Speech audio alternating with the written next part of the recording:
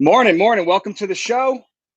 Welcome to the F5 Report, folks, where we talk about faith, family, fitness, friends, and finances. I'm joined today by my really good buddy, Mark Evans, DM. What's up, Mark? What's up, buddy? How you doing?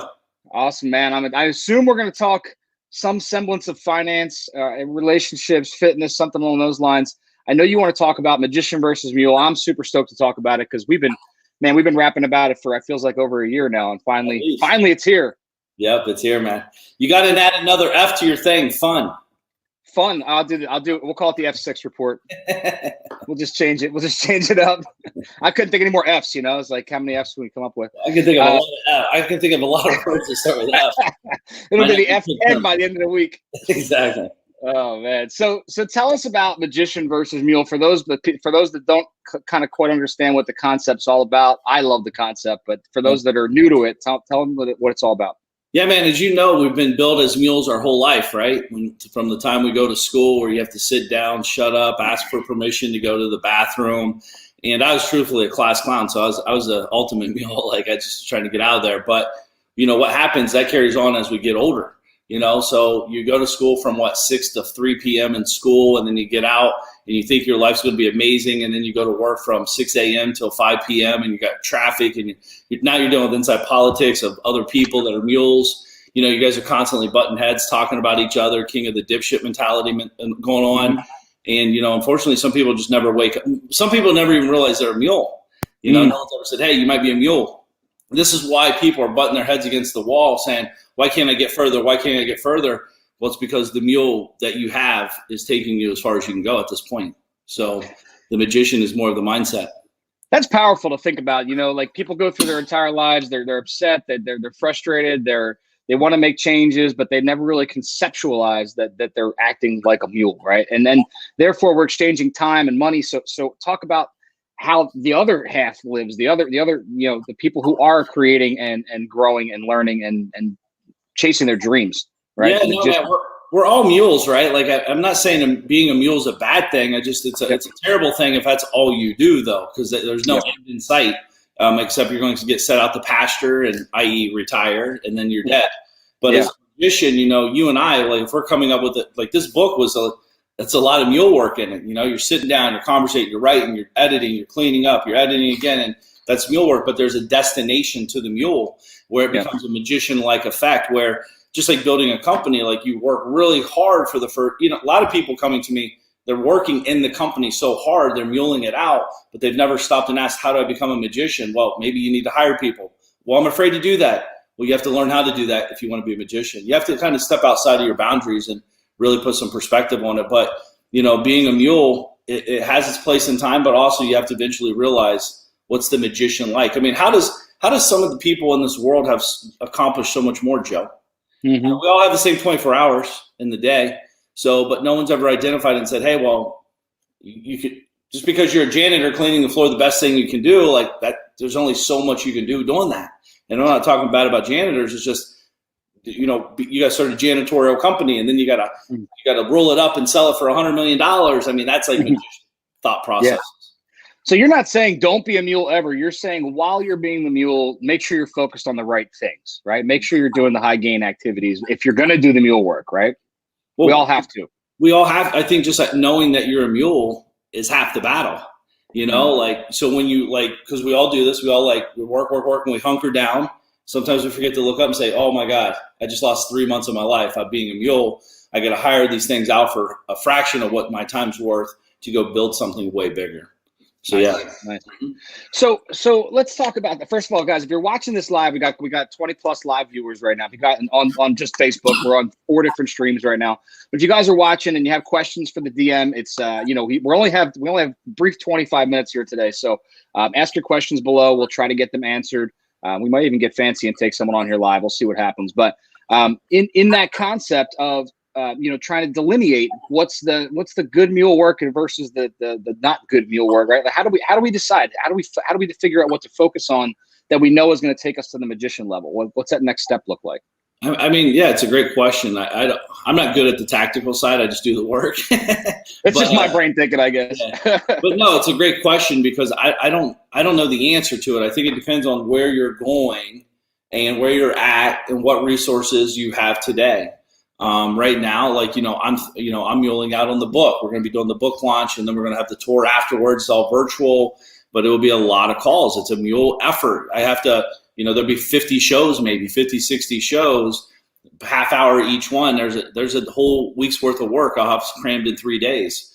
But when it's done, my magician type effect, where at the top of the wind, like, I'll be able to see down, and now it's still working while I'm not working, right? So where are the residual effects from your efforts is what I'm looking for. Gotcha. Another cool thing too, Joe, is like my conversations with this is like, all the profits go to charity, right? All the net profits, I'm talking to the charity companies. I'm talking to the different people that I'm working with to make the book a bigger success so we can help feed more families and such.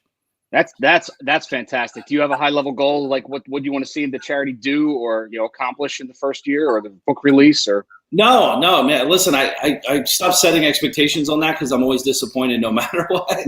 So I'm going to give it my all. Like I said, I got, my goal, and we'll be talking about this in the DM family, is like, how do I get on 50, 60 shows, kind of like a book tour launch thing online. I'd like to raise 6 figures for sure. All the profits go to charity. You have to sell a lot of books to hit 6 figures. Oh my God. Tell me about it. So I don't know if that's if that happens in a year or 5 years or each book, but at the end of the day, that's kind of the objective for sure. Listen, I don't think anybody realizes how hard it is to write a book, to get that thing out there. I don't even care if you have, a copywriter, ghostwriter putting the content together. I mean, you're still spending months and months editing it, changing it, fixing it, making it sound better, making it sound like you. I mean, there's a lot of work that goes into that. So that's a lot of mule work. Besides the charity piece, what do you see as like the end result of all that work, like that leverage? Maybe talk about multiplication a little bit. Yeah, I mean, the multipliers, one is now you have another book in your toolbox, so people know you through that book. They can connect with you at a deeper level. What's cool about books and audio is they're going to bed with you and waking up with you. Across the world, it's literally limitless. As many people as there are in the world. So, for me, the multiplication effect is they get in my, web, if you will, and now we're communicating. They're like, I like this guy, or I don't like this guy. I'm cool either way. Like, we're just trying to connect with them and let them know how our brain's thinking to get in our world, Joe. As you know, like the hardest part for us is, having conversations with people that just don't get it. Yeah, exactly. Book and an audio is a way to allow that to happen a little bit easier. Yeah, the right book and the right time. I think the engagement's powerful, and if your message is on point, I think a lot of people are holding back from going out there and sharing what their knowledge is, creating opportunity, helping others succeed, because they feel like, boy, I have to be a 10 before I can teach this thing. I have to be an expert or perfect at whatever I do. And the reality of it is we're all learning as we grow, right? Oh, I mean, if not, why? I mean, dude, my shampoo says new and improved every week, right? These are billion-dollar corporations and they're still new and improved. How is this possible if we have everything figured out? The truth is, one of my mentors a long time ago told me you don't have to get it right, just get it going, And not only that, to be an expert, like if I don't speak Spanish and you do, and you know 2 words and I know 0, you're an expert to me. I don't know anything, right? So you have an advantage. First of all, people aren't looking like Magician versus Mule is more of a mindset. It's not necessarily a hardcore tactical approach. It's more to get you thinking at a different level, and then you start driving into your tactical vehicle, whichever one you're taking. I mean, there's a lot of paths. So don't ever. You're not. First of all, you're a perfectionist, which means you don't do anything. You're a procrastinator. That's what perfectionism is. You got to just get the words out, man. You got to start sharing it. I think you're stealing from yourself in the future world if you're not getting books out and stuff like that. If you have them in you, everyone has. I feel like it's thoroughly therapeutic is the word I'm looking for, right? Like it feels like every time you do it, you learn more about what's inside of you than just as much as you're teaching others around you at the same time, right? It's amazing what comes out when you dive deep on these type of things. Well, you realize how much you don't know. Yeah. Incredible. You learn. It's introspect, right? You're kind of learning about yourself, how you think, how you write, what you're saying, what you think about how you say. So it really does give you a little bit of clarity of like tightening up your voice, tightening up your thought processes, communication, right? That's really what we're talking about is all high level communication skills. Yeah, and putting out content that makes sense and has value to other people, and they can get something out of it.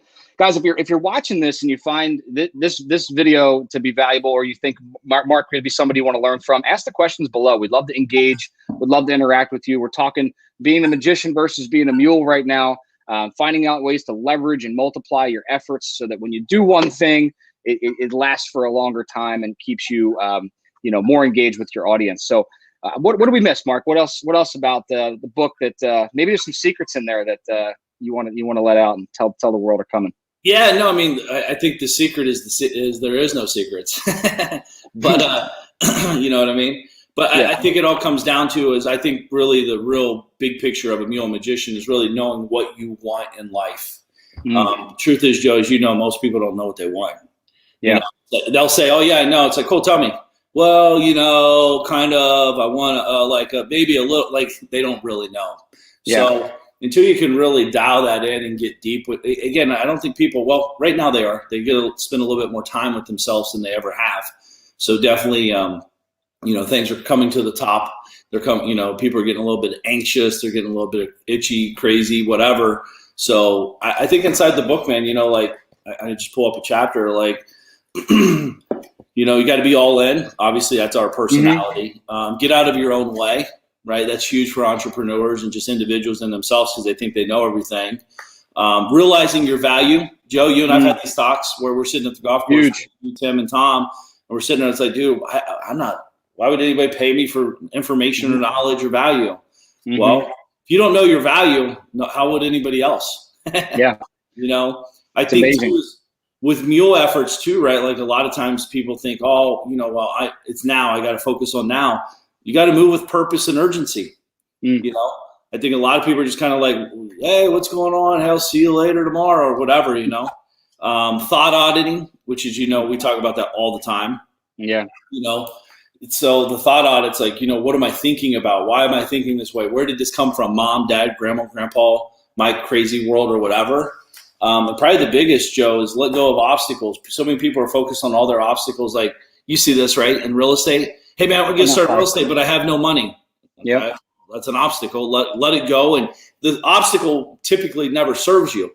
You forget our brains are trained to find solutions. And the bigger the solution and the more you create, like solutions you create, the more money you're going to make. That's just the way it works. Absolutely. And I think, going back to the goal setting thing, it's funny. I read this in one of my first favorite books back in the day was The 4 Hour Work Week, right? And I remember Tim Ferriss saying, like, you can't get what you want unless you write down what you want, and then you can't physically get after it until you reverse engineer exactly what it is, exactly what you want, exactly what it costs, exactly what you need to do to get that money to do that thing that you want to do.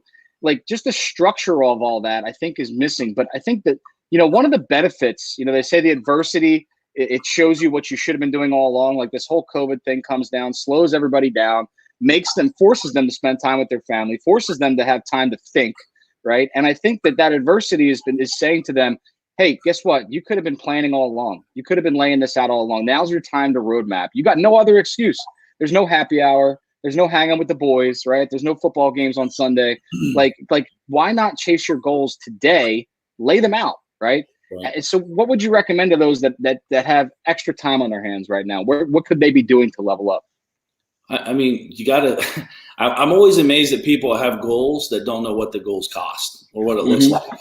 It's like, oh, I want to own a Lamborghini. Okay, which one? I don't know, just a Lamborghini. That's not a goal. Yeah. I want to lose weight. Okay, how much? I don't know, just some weight. I don't feel good. Well, again, there's no definition to the goal. It will never come to fruition, right? Yeah. So at the end of the day, for us, I think you have to I don't know, man. I'm amazed that people don't know what they don't want. Yeah. Like in my world, it's like I'm very clear, and like some days there's foggy there, but like some of these people are going around 40 years old and they still don't have a clue what's going on.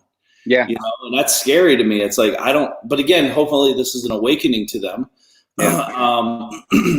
Because I try to be careful who we associate with, because I think that too would help you. Like if you don't have goals, I'm assuming every person you're hanging out with doesn't have goals. So you need to find people that are goal oriented, that are goal focused, and like Joe and stuff like that. Like now they can come on these audios and videos and see what people are thinking about. You know what I mean? Like, dude, this is stuff we talk about literally every day, right, Joe? Constantly, like every conversation we have. I think a lot of people are just they're stuck in fear, right? They're just paralyzed in, if I want something bigger than what I have now, it's going to be uncomfortable. I'm going to have to do the work. I'm going to have to do things that I've never done before. I'm going to have to get to, I'm going to have to learn something new. I'm going to have to implement something new. I'm going to have to make a phone call to somebody that I'm not comfortable making a phone call to. Like, I think people get so paralyzed in that fear of the unknown that they take zero action. And then, they just end up being on the fence forever, right? Yeah, man, listen, I at the end of the day, for me, I was more fearful of what I knew that I didn't want than what I didn't know what I could get. Yeah, I knew I didn't want the life of not having money. I knew I didn't want the life of me just hanging out to hang out. Like, it's such an empty life. Not only that, man, like, what are you afraid of? I think people are afraid it's going to work. Yeah. I think they're afraid it's going to work, and then they're going to get a lot of money, and they're not going to know how to deal with it. That's a real fear for people. Yeah. I think they're afraid it's going to work, and they're going to have to lose some of their friends that they have friendship with. You should be disassociation with some of your people anyways. Totally. If you have all the same friends, like, that's how you can clearly see where someone's at and where they're going, just by the circle of their friends. If you have the same friends you've been rolling with since high school, as cool as it may sound, as the TV produces these movies, like, oh, I'm with my buddies and our whole life, and you got this kid that's out dealing drugs, you got this kid that's out robbing people, you got this kid that's trying to make it right in the corporate world. Like, eventually, my mom and dad always said, Mark, if you hang out with bad people, you're gonna get bad people. That's just, the power of association is a real thing. Huge. As a child, as a middle-aged kid, and as an adult, like, this is a real thing. So why do adults continue to keep associating with the wrong people? Yeah. It's a tribe thing. Obviously, it's you're comfortable again in that tribe that you're in. But I think the reality of it is people know that they shouldn't be there, and they still do the wrong thing anyway. Right? It's like they're sucked back in. It's like the crabs in the bucket, right? When they start to pull themselves out, they pull themselves back in. Yeah. Like their friends around them pull them back in.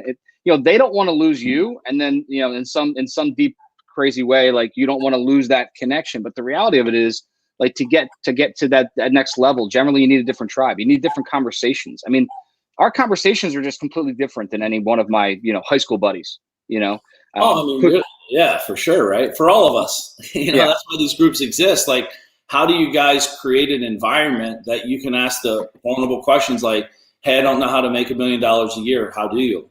Yeah. Can you call your high school buddy and ask him that? Hey, hey, I'm trying to start an e-com business. What are my next steps? Ask your high school buddies that. Like, and if you can, great. Latch hold of them and learn what they're doing. Yeah. But from my experience, they're more like, hey, man, what's going on? Yeah, this COVID stuff's got me down. Joe, here's what I don't understand about the COVID. You got a second on this? Yeah, let's do it. People have more money. People can't go out and waste it. People are still working that I know. Most people that I know are still working that got COVID and all this other stuff.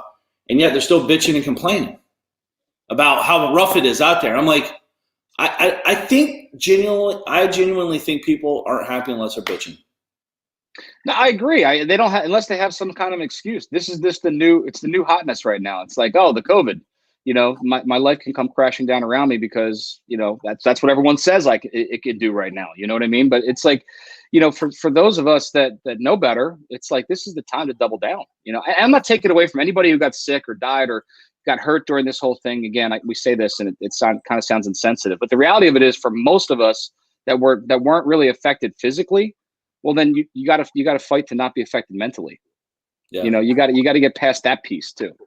Yeah. Well, and we're assuming that, like, for example, I have a buddy, his grandmother passed away. She's been in the cancer hospital for 10 years. She's cancer galore. And again, this is not incentive. This is the facts. Mm-hmm. And she died, which she was supposed to die 3 years ago. Now she dies, and they're like, oh, she died of COVID. Yeah. The information is so false. She did not die of COVID, dude. She died of cancer. Mm-hmm. And it's like, it's just wild to me what's going on, and how, again, guys, you got to be paying attention to, like, what people are feeding into your brain and why they're feeding it into your brain. So it is an excuse, Kevin's saying, but yeah, I think it's wild, man. I think we have to be conscious and cautious of it and realize the me economy. The only person we can control is the me. And that's it. Yeah. And for a lot of those me's out there that we're friends with, like, we're seeing people get better. We're seeing people increase their rev. We're seeing people's businesses go through the roof. I mean, we own a similar business, and mine shot through the roof in the last 6 weeks. It's like, I think there's opportunities to double down. But again, that adversity forces you to say, okay, we got to do things a little bit differently. So you got to be able to pivot, right? I mean, we took one of our companies completely virtual that was coming to an office every single day. We did it in a matter of 24 hours, 36 hours. So I think again, it's how adaptable are you to your climate? How willing are you to lay down and die when adversity comes your way, or are you gonna fight back? Yep. I think that's the big challenge. So, yo, what up, Adam? Adam's in the house. Guys, we got about 5 minutes left. I want to be respectful of Mark's time. But if you have any questions, ask him in the box below. Any of the comments section will pop up. We'll try to answer them live. What's up, Kevin? What's up, Matt? What's up, Josh? Tom? Wayne? What's up, guys? Thanks for joining us. Appreciate it. Again, talking magician versus mule, working proactively during this time, getting yourself into a better place so that when the world opens back up again, we're on top of things, right? So anything else, Mark, that we didn't cover? No, I think a lot. No, I mean, there's a lot of stuff we didn't cover. There's a ton of it. There's a ton of it here. I mean, just for the time, I think the biggest thing is you guys got to you got to protect your mind. You got to protect your time. I'd rather see someone go out and sit by the pool or take a long walk than to sit around and talk about nothing to their buddies, about theory or about, all this conspiracy stuff. I've never met anybody that has a bigger business because of the conspiracy theories. Because it takes you down a black hole. It's not going to get you productive. It actually will get you scared, frustrated, pissed off, and everything else in between. Ask me how I know. So you just got to stay away from that throughout this process, man. And I think it's like, look at this time as an opportunity. The cool thing about this is we're in history. Yeah. We're in history right now.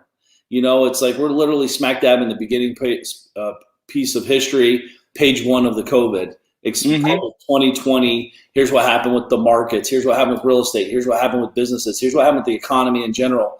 Here's the big scam that really was going on. Blah blah blah blah. It's all playing out literally right before our eyes. I think too, Joe. I think retirement's going to look different, man, forever. I really do. Oh, I don't disagree with that at all. People are sitting at home, kind of semi-retired, and they're like, "This is what I was sold, the bill of goods." The mule in you, is like. The mule's been awoken, sometimes you don't want to call that person because you don't want to awake the sleepy dog, the dog sleeping in the corner.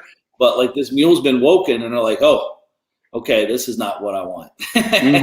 We're chasing the next thing. Are you going to ever retire, Joe? Never, never, no. Why would what we love?